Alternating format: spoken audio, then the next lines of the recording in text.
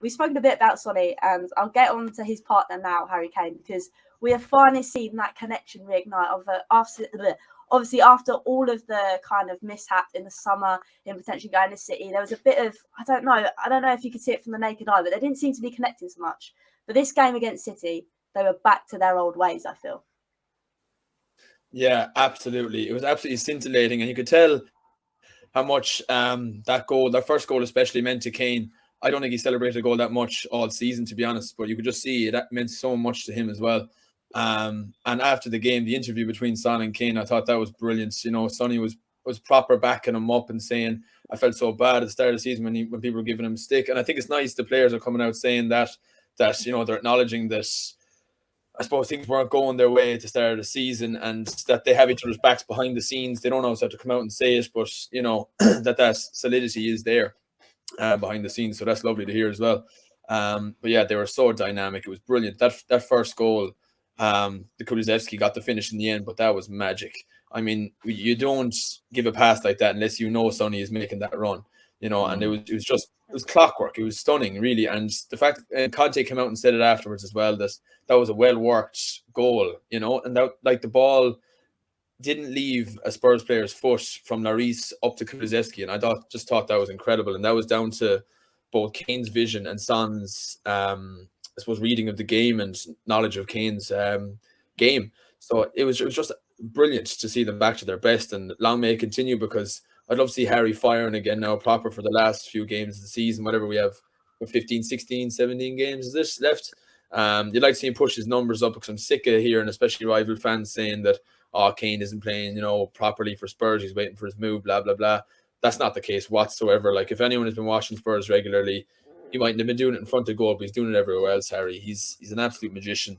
And the minute that Son and Kane are on form, Spurs are on form. So it's not surprised that when they were ticking that we won the game. 100%, and that's the thing. Like you said, it is like clockwork. And I know there's been lots of times where people say that, like Joe said, we play counter-attacking football. But like you said, that started right from the back, and that progressed all the way through. And that's the thing, Micky. I think obviously Conte read the game really well to start with. We've all kind of said that you need to exploit the gaps in behind City's press. But it's just the way that Harry Kane is just reignited. I mean, he's been class throughout the whole time at Spurs, but obviously, we've had that little bit of blip. But do you think now his head's fully concentrated 100%, Micky, on Tottenham? I think it always has been. I think that sometimes you have dry spells and it sort of becomes out of your control. In other words, you do everything that you would normally do in a game, and sometimes it works for you and sometimes it doesn't. Unfortunately, it sort of became a prolonged period for Harry. The interesting thing about the first goal, for instance, you know, I'm a great believer in that.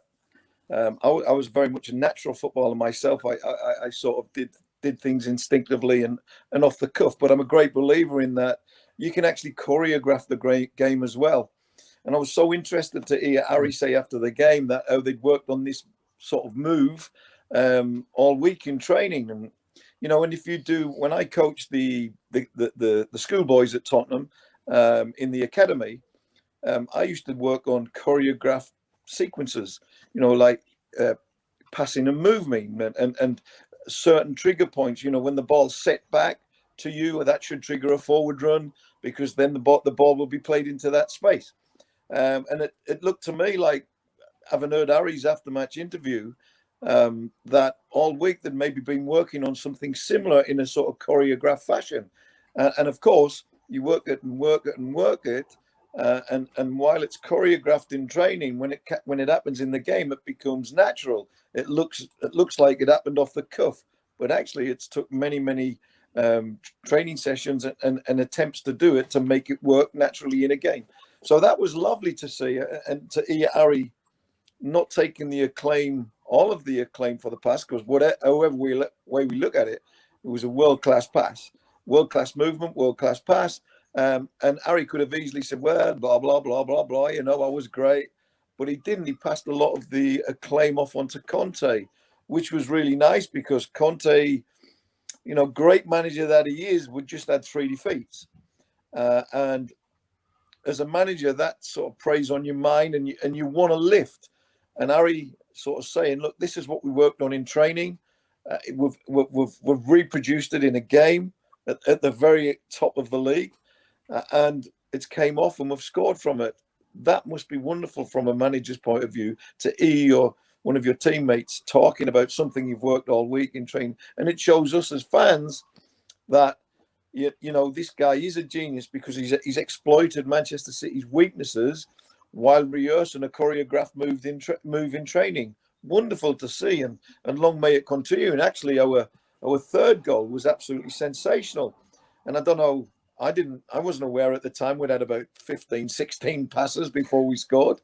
It was only when I rewatched it that I, for the 44th time, of course, you know, when I rewatched it and saw how many passes was involved in that final goal, it was quite incredible, really. That's the type of thing that City would do to the opposition. And that was what was expected once they got the penalty and got the equaliser.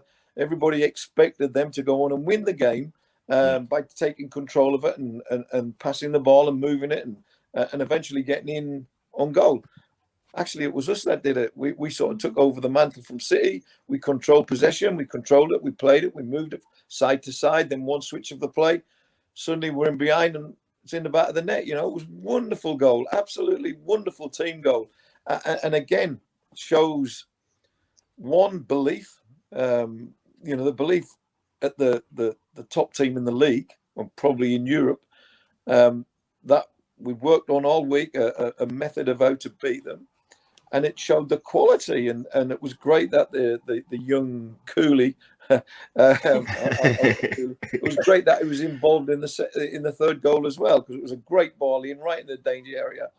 You know, all round for me it was our best performance of the season. We beat Man City 1-0 at White Hart Lane, but we were under the cosh for 90 minutes.